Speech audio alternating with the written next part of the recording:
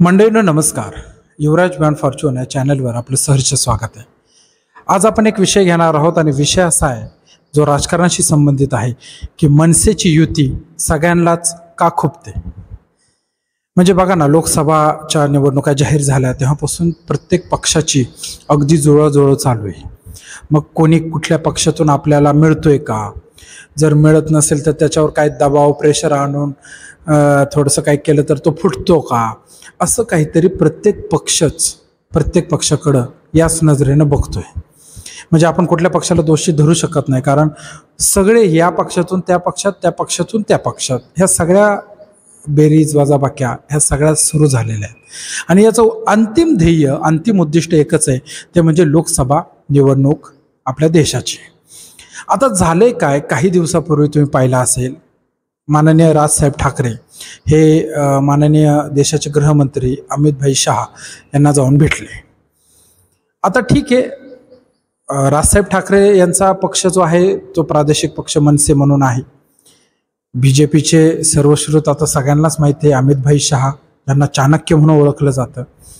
या दोघांची भेट झाल्यानंतर अर्थातच दोघांनी आपापला पक्ष कसा वाढेल, आपला पक्ष कसा टिकेल, आपला पक्ष कसा चांगल्या स्थितीत येईल लोकसभा निवडणुकीच्या आधी, म्हणजे त्याचा फायदा निवडणुकीत होईल, हेच पाहणार, हे साहजिकच आहे. परंतु झालं काय, मनसेचे सर्वेसर्वा राजसाहेब ठाकरे अमित शहा यांना भेटले आणि विरोधक एक टीका करायला लागले.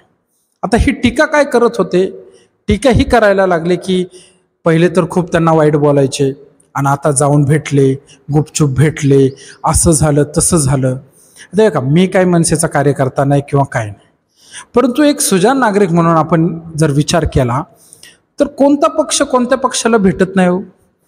म्हणजे सांगायचं झालं तर शिवसेना, काँग्रेस, राष्ट्रवादी यांच्यामधली जी दुश्मनी होती ती अतिशय कट्टर पद्धतीची होती. म्हणजे काँग्रेस राष्ट्रवादी एकत्र नेहमी यायची, शिवसेना म्हणजे विषय सोडा, जवळ सुद्धा उभं करत नव्हती काँग्रेसला. राष्ट्रवादीशी तरी थोडंफार कधीतरी व्हायचं, पण काँग्रेसचं नाहीच.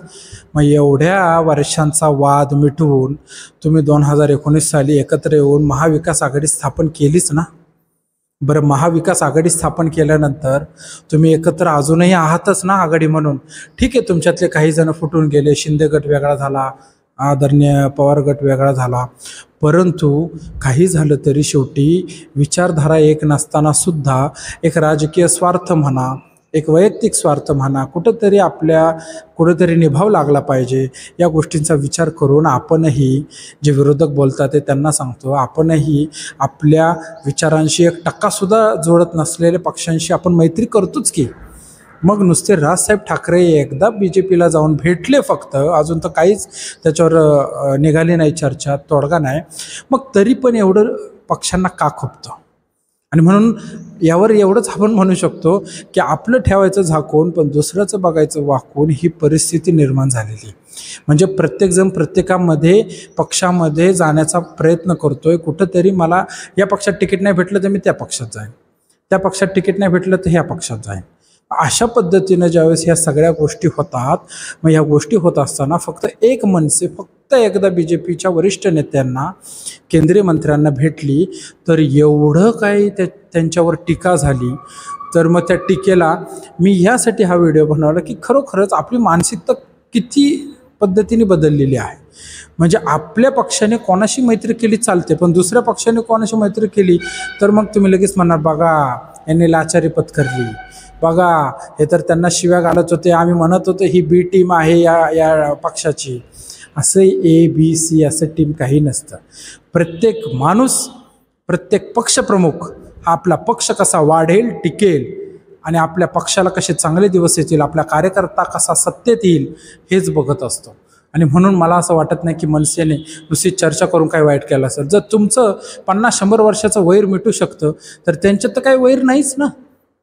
ज्यावेळेस BJP शिवसेना एकत्र होते त्या काळात, त्यावेळेस माननीय राजसाहेब ठाकरे शिवसेनेतून वेगळे झाले, BJPमध्येही त्यांचे चांगले संबंध आहेतच की.